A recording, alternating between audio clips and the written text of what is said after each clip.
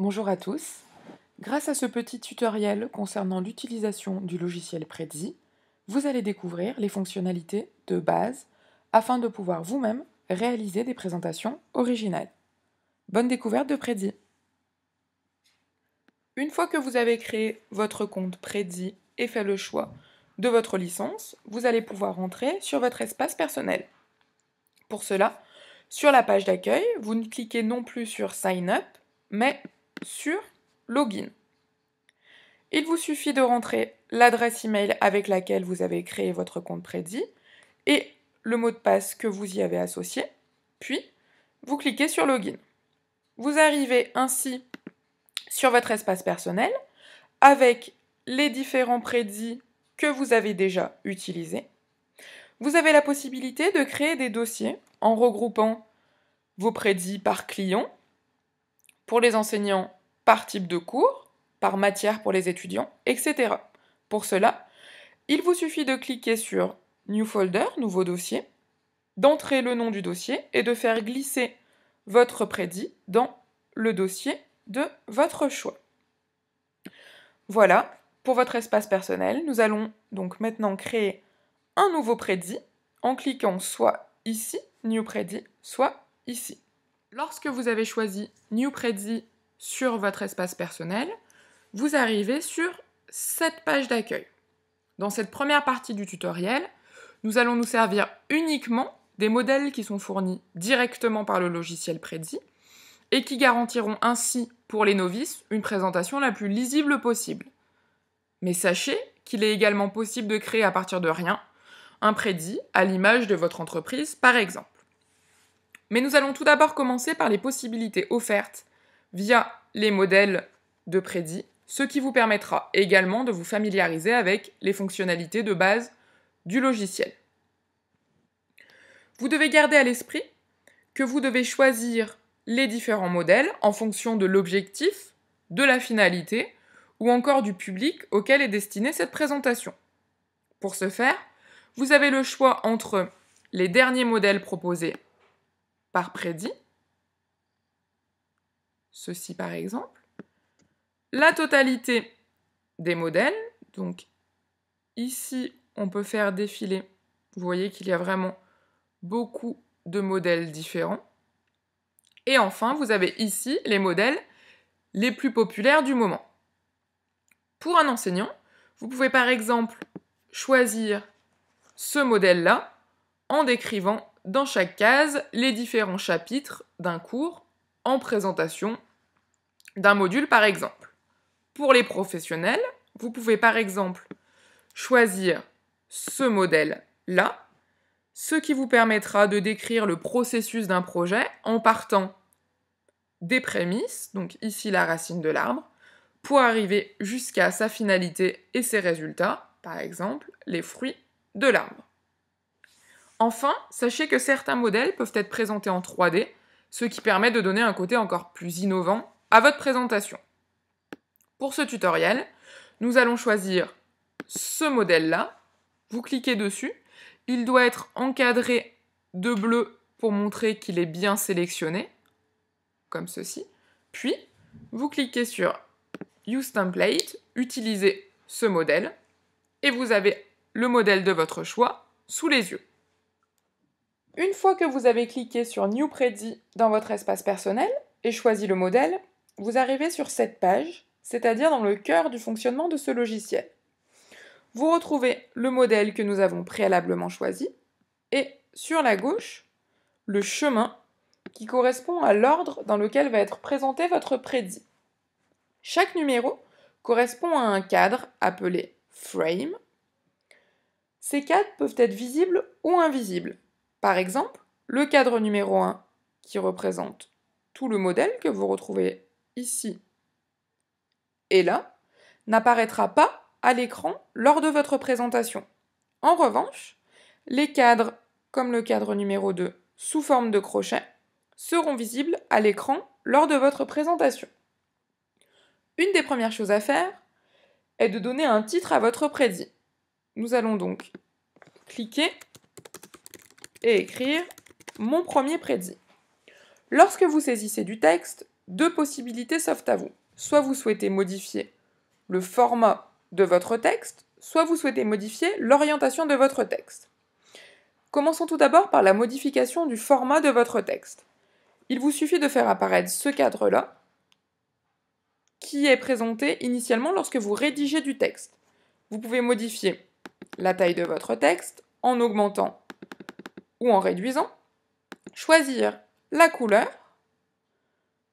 Vous pouvez également mettre votre texte en gras, ici en italique.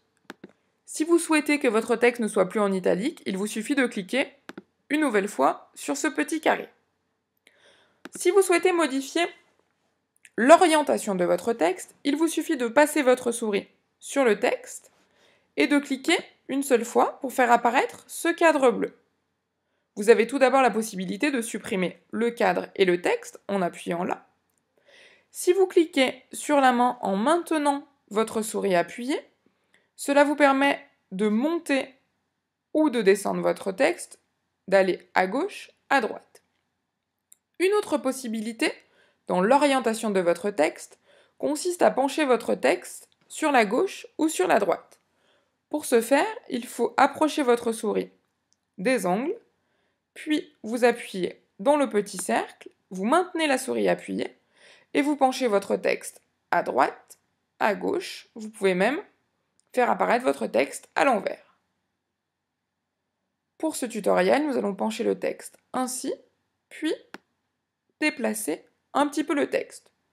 Une fois que vous êtes satisfait de l'orientation de votre texte, vous pouvez revenir à la modification de la police ou du format en cliquant ici sur Edit Text. Par exemple, je peux à nouveau changer la couleur du texte.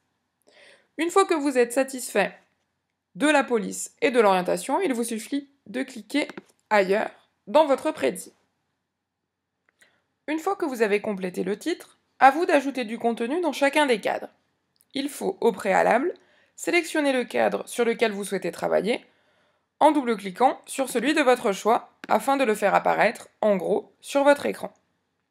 Vous avez la possibilité d'insérer de nombreux éléments comme une image, des symboles, un diagramme, le lien vers une vidéo YouTube, de la musique de fond, une voix, et enfin des fichiers PDF ou une vidéo. Nous allons choisir d'insérer une image. Pour ce faire, vous avez deux choix. Soit vous sélectionnez une image directement issue de votre ordinateur, soit vous tapez un mot-clé dans la barre de recherche Google Images afin de faire apparaître différentes images. Puis, vous faites glisser l'image sélectionnée dans votre cadre. Une fois que l'image est téléchargée, il vous suffit de modifier la taille, l'orientation ou de déplacer l'image. Vous pouvez également insérer une zone de texte qui n'est pas prédéfinie par le logiciel comme ici ou encore ici. Il vous suffit de double-cliquer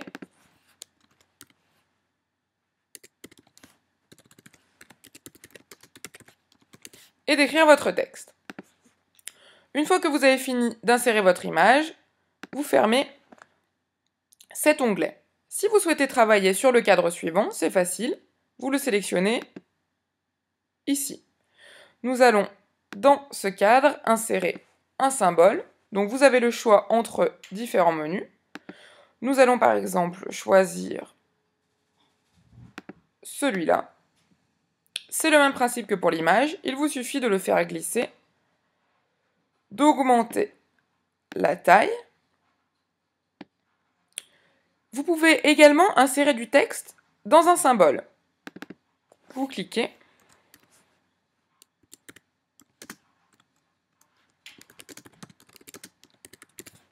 Puis, vous déplacez le texte directement dans le symbole. Vous pouvez également modifier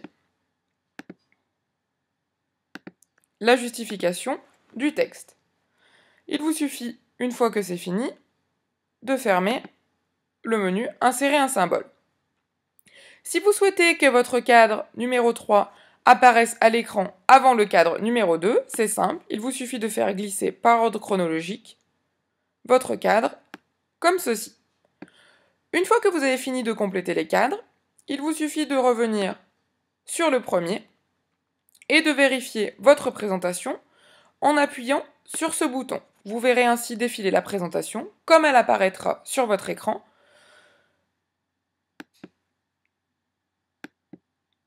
Et en faisant défiler avec les flèches comme ceci. Une fois que vous êtes satisfait, vous cliquez sur Escape ou Échappe pour revenir directement au cœur du logiciel. Si vous souhaitez accroître le nombre de cadres proposés par votre modèle prédit, c'est très simple. Placez-vous sur le premier cadre afin d'avoir une vision d'ensemble de votre présentation. Il vous suffit de cliquer ici. Vous pouvez soit ajouter un cadre avec des crochets, soit un cadre sous forme circulaire, un rectangle dont vous choisirez la couleur par la suite, ou un cadre invisible. Nous allons choisir celui-ci. Il vous suffit de le dessiner avec la souris, grand, petit, à vous de choisir. Nous allons choisir cette taille-là, et le cadre que vous venez de créer va directement apparaître dans le chemin, ici, en numéro 7. Il vous suffit désormais de réduire la taille de l'autre cadre et d'harmoniser l'ensemble de votre présentation. Voilà, comme vous avez vu, c'est très simple, vous savez désormais modifier encore plus un modèle prédit. Une fois que vous êtes satisfait du rendu final de votre présentation, plusieurs choix s'offrent à vous. Soit vous pouvez partager votre prédit sur Facebook, soit vous pouvez télécharger une version PDF de votre prédit, soit vous pouvez télécharger une version de votre prédit que vous pourrez visionner sans connexion Internet. Attention, cela n'est pas possible avec toutes les versions de prédit. Vous pouvez également choisir le niveau de confidentialité de votre prédit. Pour ce faire, il vous suffit de cliquer ici. Vous avez le choix entre un prédit qui sera réutilisable par l'ensemble des internautes, un prédit qui sera consultable par l'ensemble des internautes, un prédit qui sera caché pour tous les internautes, mais vous pourrez envoyer le lien vers votre prédit grâce à ce bouton-là, copier le lien, et vous l'insérez dans un mail par exemple, soit votre prédit peut être privé. À ce moment-là, vous serez le seul ou la seule à pouvoir consulter ce prédit. Une fois que vous avez fait votre choix sur le niveau de confidentialité, il vous suffit de fermer la fenêtre. Le dernier point de ce tutoriel consiste à créer une présentation prédit sans utiliser de modèle proposé par le logiciel. Dans votre espace prédit, cliquez sur Nouveau prédit. Vous arrivez donc sur cette page avec tous les modèles. Il vous suffit de cliquer ici. Un prédit avec seulement un cadre va s'afficher. Pour plus de lisibilité, nous allons supprimer ce cadre. Ensuite, nous avons choisi de recréer le visuel d'un mur délabré avec des affiches de concert. Pour ce faire, nous choisissons d'assembler différentes images via la recherche Google Images.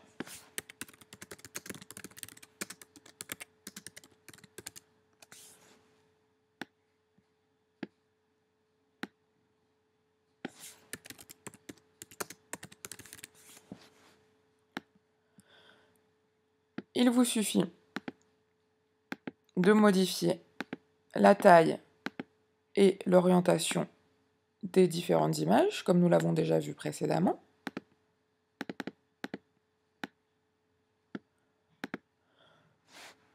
Une fois que vous êtes satisfait du fond de votre présentation, il vous suffit d'ajouter des cadres. Nous allons donc ajouter un cadre invisible. Dessinez votre cadre. Afin que le cadre apparaisse sur votre chemin, vous devez cliquer avec le bouton droit de votre souris, tout en étant positionné sur le cadre souhaité, pour faire apparaître cette liste déroulante. Il vous suffit de cliquer ici, et immédiatement votre cadre apparaît sur votre chemin, sur la gauche de votre écran. Attention, un petit conseil, lorsque vous créez vous-même votre trame de fond, veillez à ce que les cadres soient disposés de manière harmonieuse afin de ne pas donner trop de mouvement à votre présentation. Désormais, vous pouvez créer des présentations au gré de votre imagination. Si vous avez des questions, n'hésitez pas à me contacter, j'essaierai d'y répondre le plus rapidement possible. Bonne continuation sur Prezi!